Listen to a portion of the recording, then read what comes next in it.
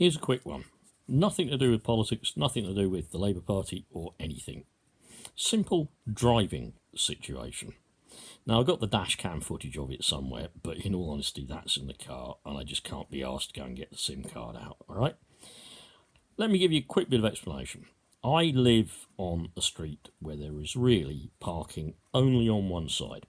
However you come down the road, you can only park on one side. It's a very narrow street, probably built in Edwardian times.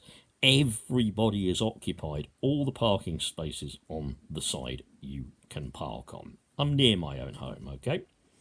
So I turn into my road from a main road, which you will see here.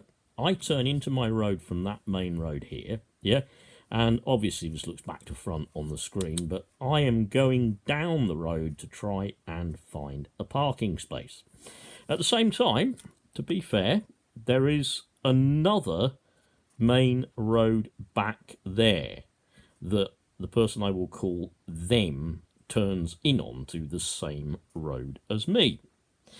Now, I would estimate that surely if they're looking far enough ahead, they will not only have seen me up there, but they will have also have seen and passed what I call an open drive.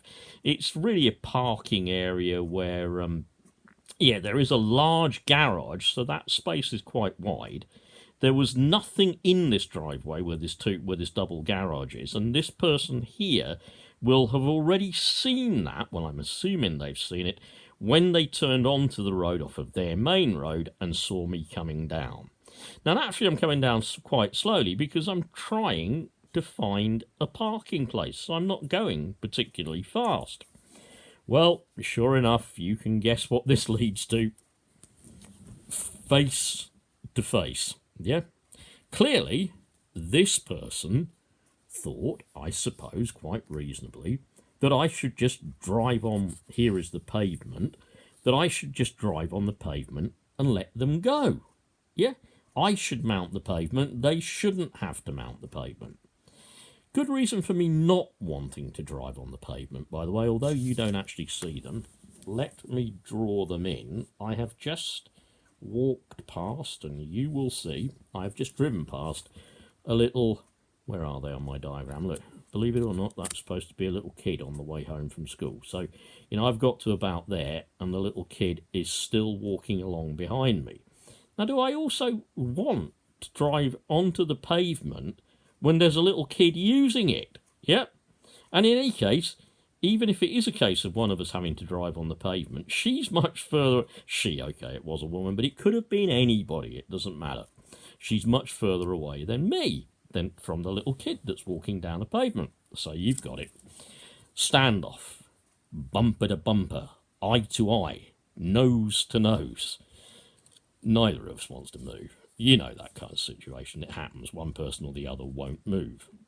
So she gesticulates in some way to me. It's not V signs or swearing or whatever. I think there's a little bit of head shaking going on, a little bit of head shaking going on. Yeah.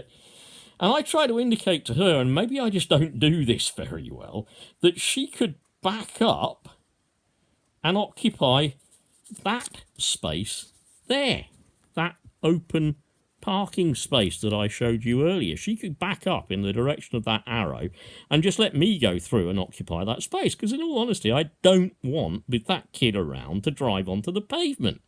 And even if it was a case of one or the other of us driving onto the pavement, well, she's going forwards, so she could see where the kid is.